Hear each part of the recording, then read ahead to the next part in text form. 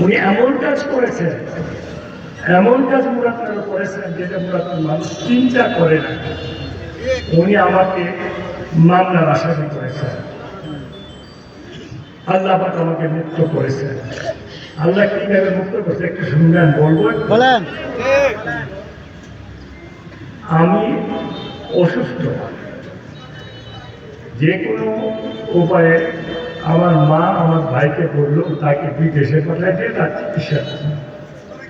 রাত্রবেলায় আমার ভাইয়েরা আমাকে সিঙ্গাপুরে পাঠাই দিল। ওখানে একজন ইমিগ্রেশন অফিসার ছিল, উনি আমার ফোন নাম্বার পাঠান। পরের দিন সকালে সে ফোন করে বললো, দাদা আপনি তো চিকিৎসার জন্য যায় না, আপনি অনেক কিছু জানতেন। আমি না, আরে ভাই আমি কিছু জানতাম না। তো দাদা এই সকালবেলায় চিঠি আইছে বাংলাদেশ সরকারের পক্ষ থেকে আপনাকে যেন বিদেশে যেতে দেওয়া না হয়, না দেওয়ার জন্য নির্দেশ আসছে আমাদের কাছে। আপনার তো রাত্রে আল্লাহ নিয়ে গেছে, যে করছে কেডা? আল্লাহ। করছে কেডা? আল্লাহ। পরের দিন সকালে চিঠি গেছে, আর রাত্রবেলা আল্লাহ আমাদের বাইরে করে গেছে।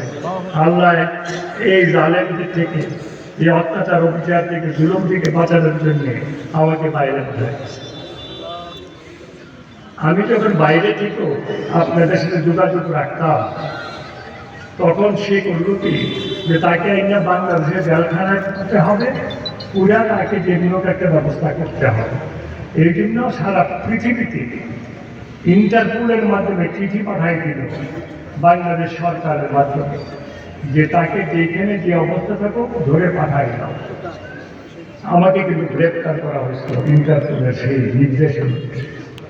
গ্রেপ্তার করার পর আমাকে নিয়ে গেছিল তাদের হেডকোয়ার্টারে, রাত্রবেলায় আমাকে পাঠাই দিল বাংলাদেশে।